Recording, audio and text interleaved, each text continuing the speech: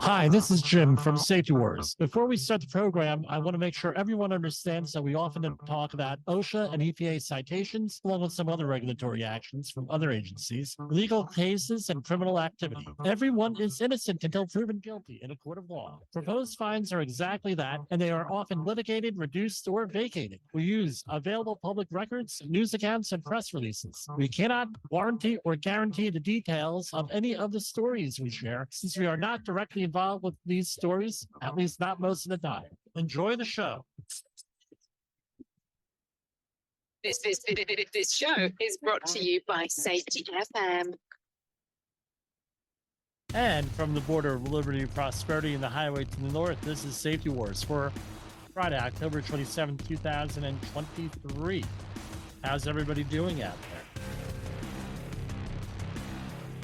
What did I spend my day doing? I spent my day doing safety at a safety conference.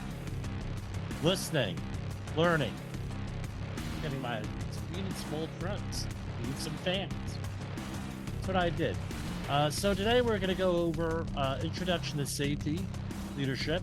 That's what I did today with at the event. A lot of people, they put you on last, and it's one of the last nights, weekends of the year, and everybody's heading on out Friday afternoon. Crowd wasn't as large as I thought, but guess what? We did. I said, you know what? Well, I'm going to record this. We're going to go and do this all over again and post it for everybody who was not at my presentation. If I could, I would force it down their throat. I'm really joking. Hope you're enjoying your weekend there, and let's go right into it. Who does this safety training apply to? What does leadership apply to? This presentation. Basically, supervisors, health and safety professionals, up-and-coming professionals, and anybody else. Without leadership, it's a real bad thing if you're a safety professional, because you cannot lead people to work safe. You cannot influence people. People get hurt. People get killed. Really poor leadership, and I've been on a lot of projects of very, very poor leadership, I would say. They cause so much animosity towards that safety professional. And what do you think happens? At safety, for years later, people hate safety professionals. It happens all the time. Now, I have here the outreach training program for Maritime. And right here it says under managing safety and health. And when you go to the outreach training, they refer you over to this book, Safety and Health Programs in Construction. And this pretty much applies to all of the outreach training programs that are 30-hour courses. And what do you find out? Upper right-hand corner there in the pink, you have management leadership. So you have management leadership. Again, that's what, now again, what's leadership? Well, let's start out first. What is safety? I asked this, and I used the HOP definition, the Human Organizational Performance definition. Presence of safeguards, presence of controls, more capacity in a system, more resiliency in a system, right? And you add more of this stuff, and presumably you're going to have a safer job site. And we're not trained in leadership as safety professionals. A lot of times you need to get derided, and some of it's justified. I'll be honest with you. Safety is the management of people, not machines. People change, people influence other people, conditions change. What about the COVID-19? It was dumped on us to do the COVID-19 compliance, all the stuff that we hated to do. And we became safety cops for the first time in a long time. And 20 years, I ended up being a safety cop. Hey, make sure that you wear that mask. Make sure that you go out and wear this. Make sure you go out there and do this. Make sure you do that. Blah, blah, blah, blah, blah. And what happened? We were often tasked with firing people, or at least having a part in firing people and throwing people off the job to discipline people. And guess what? It comes down to this. Well, I didn't throw you off the job. The safety professional did. Or they say, why did you throw them off the job? You don't have the ability to hire, to fire, or to discipline people. That's why if you're a consultant, you better have that in your paperwork somewhere. Do I have the ability to hire, fire, or discipline someone?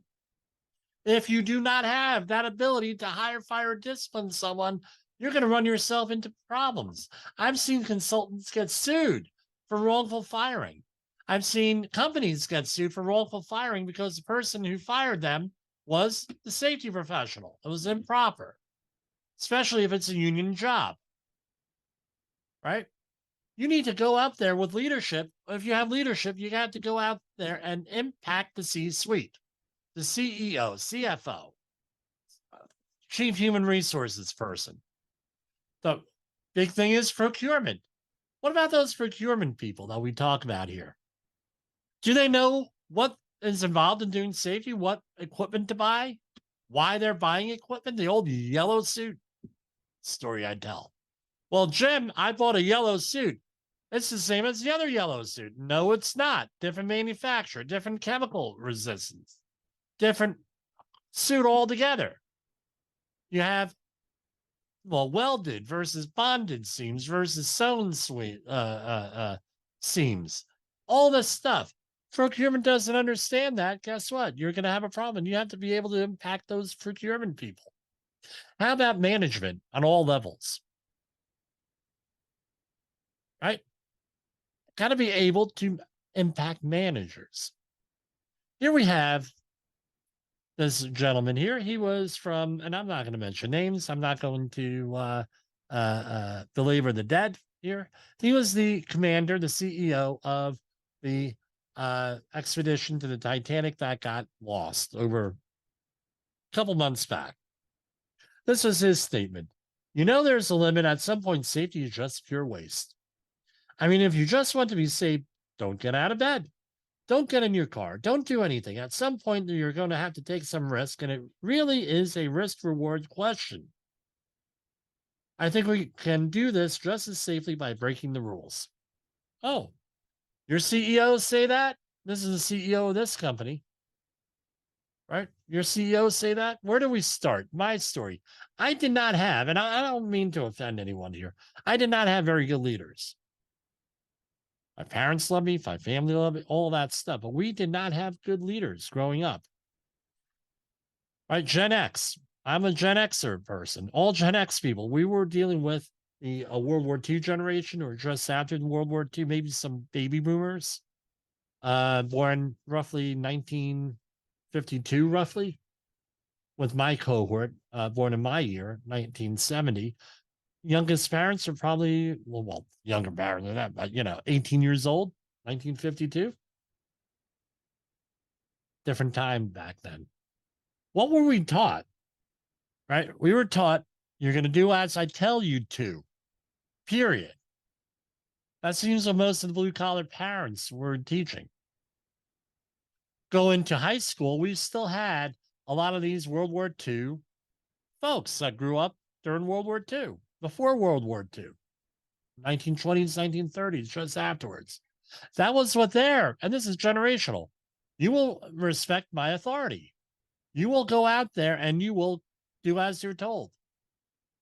It's leadership. Hey, they're your teacher. Why aren't you listening to the teacher? Sort of thing.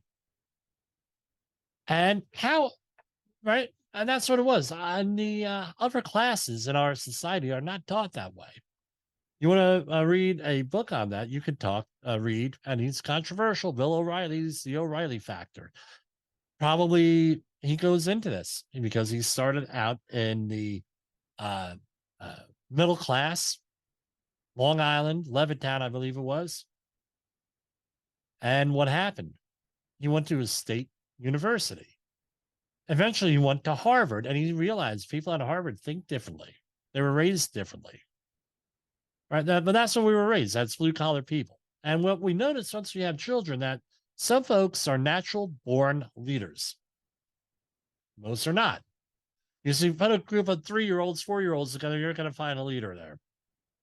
How do you identify leaders? A lot of ways to identify leaders of a group, right? But basically, it's a learned trait. This is what I ended up with my attitude. Cartman, right? Respect my authority. So now the thing is, well, what's leadership? And you hear this all your life. Jim, you need to show more leadership. You need to be a leader. You need to read books on leadership. You need leader. But they never really define what the hell a leader is. Leader, and this is what I use. Leadership is influence. I get this from Mitchell Toll. Mitchell Toll is an American watercolor artist. He used to give a lot of presentations on leadership in the mid 2000s, but it's always stuck with me. Influence, one word. Leadership is influence. And leadership is transitional. You have to go from people doing what I say to people wanting to follow you. Now, the question is this: when these two slides, leadership is influence, and you need to do this leadership by assignment to earn leadership. What does that mean? Leadership is influence. Let's say you have a sick child. Who has the most influence in the household when you have a sick child? That sick child, or I'll be the sick child's illness or situation. For some people, it's their pets. Those are the ones that have the most sway. For some, all different things. People want to follow. You need to move from this. And this is what we're going to talk about here. Going from leadership by assignment into people wanting to follow you. Earn leadership. This is what I found out. Leadership is not education, success, certifications, book knowledge. It's not doctors, Google, Facebook, Instagram, or anything like that. All right, and who can be a leader? The most educated, the most experienced, the one who knows English. Even though I found out today that 30% of construction workers in the United States do not speak English. How do you like that?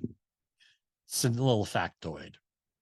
But it can also be the least educated, the least experienced, the one who doesn't know English, the one without the car keys, right? And incentives show who the leaders are. Leaders often are the ones who manage pay, manage the schedule, manage the annual review. Who manages your annual review? The people who manage people, not the safety professional, often. People, people forget this, right? And I got this on the Safety Nights website with David Jansky, right? People say, I didn't know that I was so hated until the COVID-19 situation came about. They would go along with safety. They'll treat you amicably, they'll treat you this way, that way. But guess what? You are not the one who has the most impact on them. You're not the one who manages their pay, their schedule, their annual review. It was mind-blowing for a lot of companies to start to have the annual reviews, to include safety. Still controversial. I have a client, extremely, we have to worry about safety in our annual review? Really? Aye. So those are the people who are going to influence them. And we also find out that facts don't always matter, because a lot of people have facts, and your facts could be incorrect. Having correct facts versus incorrect facts. Having opinions. Other people have other opinions. Again, facts are viewed through the lens of opinion and context and everything else. You may not have credibility. You can have all the facts in the world, all the success in the world, not have any credibility with that person. So guess what? That's going to impede your leadership. This is what I use is the Army Leadership Guide. This is the current one. I use the older one from 1948, 47 to build what I do, right? And what's leadership? Leadership is like safety. Safety is the presence of controls, not the absence of accidents, illnesses, and incidents, right? That's that zero accident sign. That's not what safety. And I asked the crowd today, I said, look, because you had an accident, does that automatically make your company a dangerous company? That's how it's being managed. That's how it's being viewed by a lot of managers. And I mean managers, not at your little tiny firms. We're talking multi-billion-dollar firms. You had an accident, therefore you're an unsafe company and you're an evil person. Getting back to what we're going to talk about in a minute.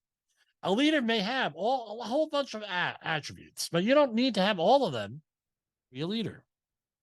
Presence of more of them, and we're going to talk about them, are going to translate into better leadership no matter what. And that's the leadership pyramid that we have. By the way, this is copywriting. Now, leadership pyramid that I developed here, and this was based on the Army stuff. I was not in the military. This is what we're looking to build. You don't need all these bricks to have leadership. This is what you have. So optimism. It's probably the most important asset in leadership is optimism. And we're going to say this. What do you view your employees as? Very controversial. Yeah, optimism, focused on solutions, not afraid of failure. Communicators, future-oriented, success mindset. They use the language and motivation, right? Behaviors are infectious. Optimism is infectious. I've read that cynicism and pessimism spread a lot quicker than optimism. You got to work to be an optimist. Don't have to work to be a pessimist. Optimists value collaboration. So here's a question for you. What do you think of your employees?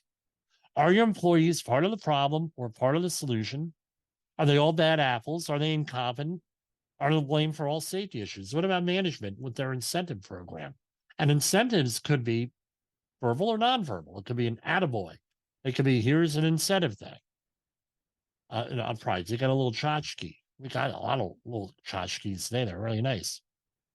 And this is what what do you think about them? Do you think negatively about your employees? Do you think you're going to be able to lead them? They're the problem, right? What do you think? Achieve professional competence.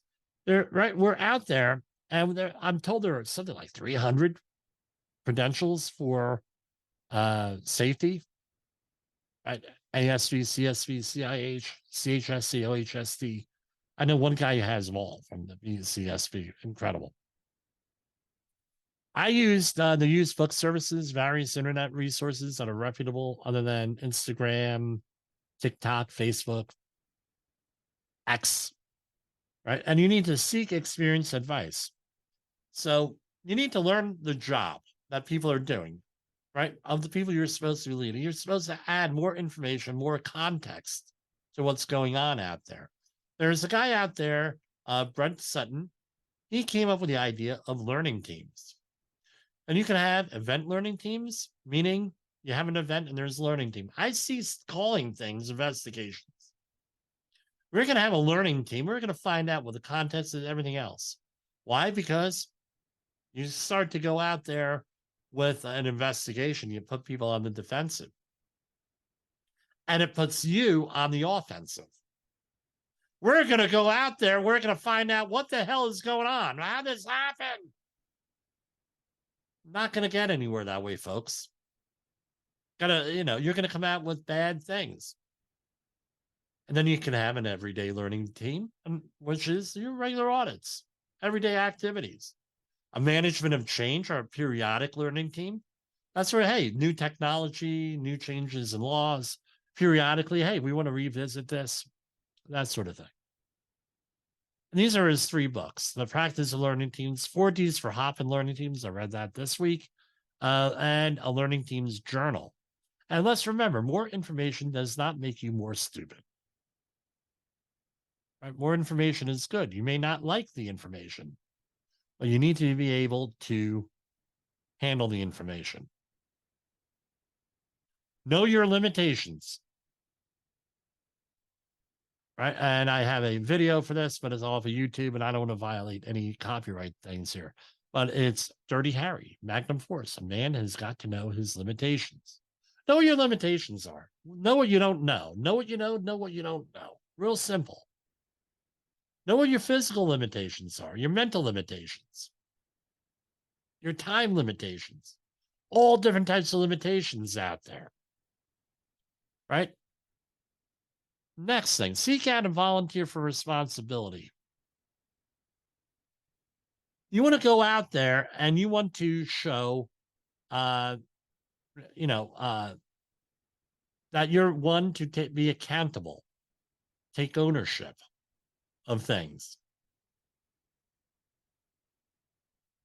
Because if you seek out responsibility, you accomplish things, that adds to your success. And now you have to market that success into a good safety program, into your leadership program. I'm a leader because I got this stuff done. I'm successful. Very good sell for a C-suite. Maybe a harder sell to the workforce. Right? That's what you want to do. Accountability. Don't take the blame. And let's say that. I'm not talking about taking the blame. Not your, right? You have incentives. Very rarely is the worker to blame for things. Now, you may have heard in the behavior-based safety world that 80% of accidents are from unsafe acts, and we're 90% of that. And then all of a sudden, you're blaming the employer. The employee. Versus, what was the incentive that that person had to do what he or she did? And that usually comes from management. Look to improve. Always look to improve yourself. The next one, lead by example. This is a common meme here, right? You want to be the boss or you want to be the leader? The boss sits back and lets everybody else do the work. The leader goes out there and does things. What's the example? Leading through example. PPE.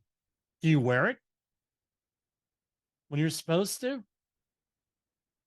I know of a company that lost a major contract because none of the management will wear PPE. None of the management would obey exclusion zones on a hazmat job. You see the guys out there working, doing their thing, and they're out there with in sneakers. Attend meetings. Right? Hey, you need to go for that safety training over there. Well, you're the leader. Did you go out there and do that safety training? Oh. Right? How about going and attending a job hazard analysis meeting in the morning? Did you ever do that? Probably an important thing. Help with the work. Help. Don't do the work. Help with the work. Work with people. Shared sweat. Shared struggle goes a long way. Care for those people. Care for your people. They're not a piece of meat. They're human beings. Have a positive attitude. How's anybody else going to have a positive attitude if you don't have a positive attitude? Let me ask you that much. Don't be afraid to get your hands dirty. Communication is the key. A lot of things that we can help you out there on Safety Wars. Newsletters, internal podcasts, weekly meetings, online platforms. Let them know what safety is doing. It creates value in everything that you're doing. Understand and take care of your team. Richard Branson, take care of your employees, they'll take care of your business. Simple as that. There was a recent interview I heard on Coast to Coast AM of somebody who was into disaster preparation, worked at a very high level of disaster preparation. He was hired by billionaires to help them prepare for disasters. And he told them, they said, well, we have this out there, these underground bunkers, and we're going to have people there. What do you say? Well, who's your security people? Well, are you afraid of them taking over your bunker? Yeah, I never thought of it. Well, how do we stop that? They said, well, you're a billionaire, right? Yeah. Well, why don't you pay for your security professional's his kid's bar mitzvah confirmation? Why don't you pay for him and his family to go on a nice vacation for 2 weeks? Why don't you take an interest in them? Be their leader. In other words, being their leader. They'll take care of you. Some food for thought there. Remind your people where they fit in and how important their contributions are. Make them feel good. Find a balance, though. You can't get too personal. And measure what matters. Got to measure what matters, guys. In the safety industry, and I watched a presentation this morning. Well, we're going to collect data. This is how we collect data. Here's our software and everything. Okay, all well and good. But if you're not looking at the data, what difference does it make? Why are we collecting if we never look at it? Now, there's certain data we have to collect, but no, what are we doing here? Measure what matters. If a piece of data doesn't matter, don't measure it. If you're not going to do anything with it, don't measure it. Because as the attorney said, you may be hanging yourself later on in litigation because it's all open for discovery. Make sound but timely decisions. Right? Delaying a decision may show hesitancy, loss of confidence, confusion, and failure. Here's one of my big pet peeves on this stuff. We're all safety professionals here, right? The OSHA 301 incident report needs to be completed within 1 week of the incident. But many job sites require it to be filled out by the end of the shift. And what happens? What's the result? Rushed investigations lead to rushed decisions that may not be right. Don't rush things. Got to make a sound decision. Because if you don't make a sound decision, guess what? You destroy your credibility and inhibit your leadership. That's an impediment. So what do you try to do? Plan ahead. Do fatal flaw analysis. Emergency response plans, crisis management plans, business continuity plans, all different types of scripts. That's what you try to do. Train as a team. Get everyone on board, even the CEOs and upper level management. Get them on board. Get the procurement people on board.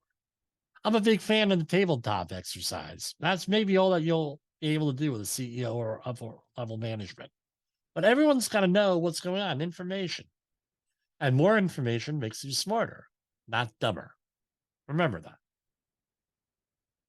Change. Good change and bad change. What do? You have to have continuous improvement. That's change. New technologies. That's change. New ideas. Asking for ideas. Accept the reporting. Get information. Accept people are going to report things. So you're good and bad. May not like it, but at least you know what the organization is doing that you're managing. Accept bad news. How do you accept bad news? Because it matters. How do you accept bad news? Praise in public, criticize in private. I think that's self-explanatory on that. Look for new leaders. You owe it to your organization. Look for the same attributes that we've been discussing. You need to expand that business, expand your capacity, expand your leadership, expand in safety. Because more leadership means more capacity equals more safety. When you talk about guards, because that's in that thing, right? And develop leaders. Don't always look towards human resources. Leadership is continuous improvement. There's no sink or swim. Guide, right? Feedback, positive way. Be reasonable in your expectations and look for talent in unusual places. That's the pyramid there. Leadership pyramid. What's my conclusion? And again, let me say this. Let me go back a second with this leadership pyramid. You don't need all these things. If you're missing one, that's fine. Missing a couple, that's fine. But the idea is that you're able to build this. And the top achievers out there have all this stuff going for them and more. Conclusion. You may not be able to influence everyone. Some people are not going to accept your leadership. And you know what you do? That's okay. Accept it. Maybe what you need to do is find out who's their leader and influence that person. So you have a company with 100 people. Not everyone's going to be a leader. Maybe 7 or 8 people are going to be leaders. Can you now? That's a much smaller elephant to swallow. 7 or 8 people versus 100. Small. You're able to do that. Concentrate on those people, influencing them. Leadership is learned, and most people must learn it. Right? Don't take things personally. Don't do it personally. Right? My hope, the presentation that we had in this discussion will spill over into your personal life because we need leaders now. Providing leadership saves lives. Right? That's why we're safety professionals. Save lives, save injury, right? Prevent injuries. And one person cannot change the world, but one person can communicate the message that can change the world. You can't change the world? That's fine. I think I can. That's me. I'm a, messianic complex there. But one person, you could communicate that message, whatever that is. And that's us. We're Safety Wars, owned by JCB Technical Services. We offer training classes. We have on-site support and everything else in the safety field, litigation support. That's our contact information, jim@safetywords.com. Give us a call at 845-269-5772 or www.safetywords.com. And thank you for watching and listening. And we will go and stop the recording right now. And good night, everybody. The views and opinions expressed on this podcast are those of the host and its guest and do not necessarily reflect the official policy or position of the company. Examples of analysis discussed within this podcast are only examples. They should not be utilized in the real world as the only solution available, as they are based only on very limited and dated open source information. Assumptions made within this analysis are not reflective of the position of the company. No part of this podcast may be reproduced, stored in a retrieval system, or transmitted in any form or by any means, mechanical, electronic, recording, or otherwise, without prior written permission of the creator of the podcast, Jay Allen.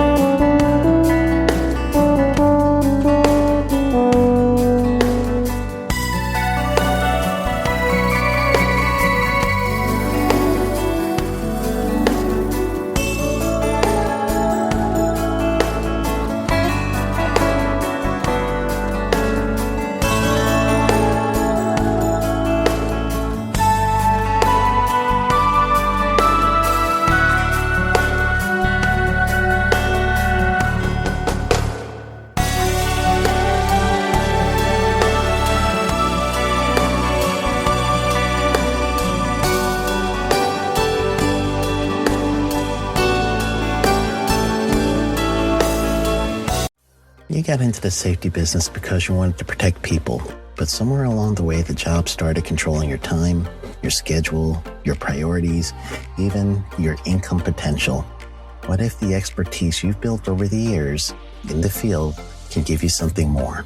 More freedom, more control, more ownership of your future.